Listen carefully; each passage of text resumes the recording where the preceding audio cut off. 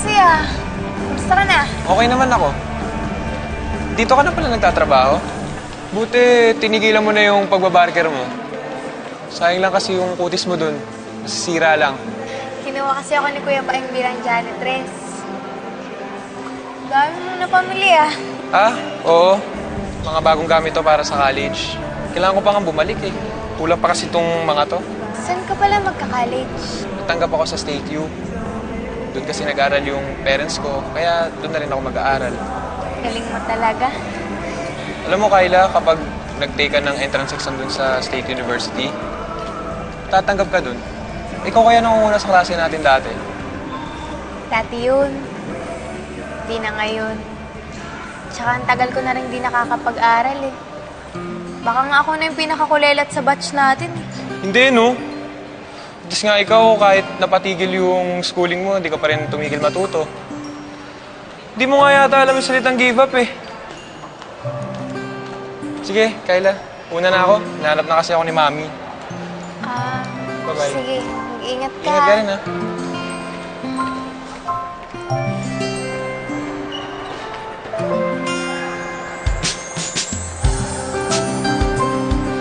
Uy! Sino yun? Crush mo, no? Hindi ah.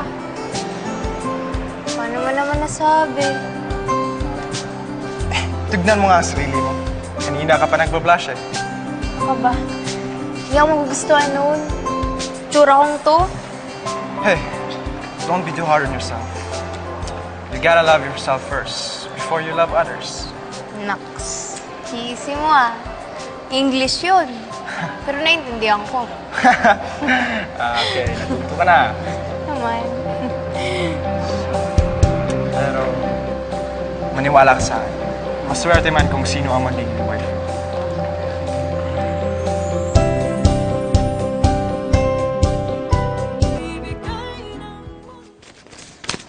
Wow!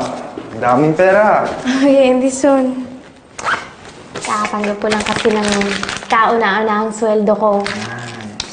Sobrang dami nga nito eh. Hindi ako makapaniwala.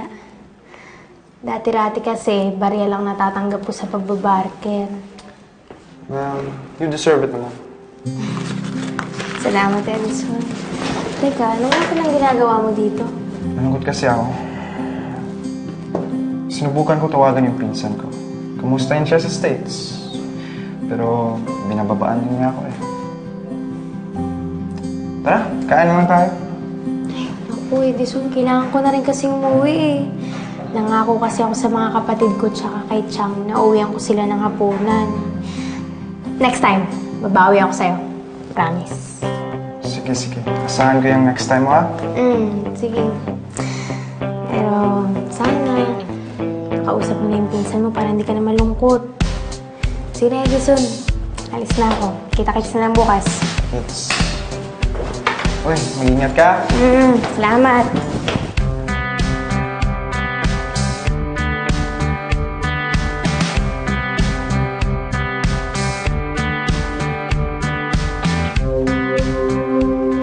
Kayla.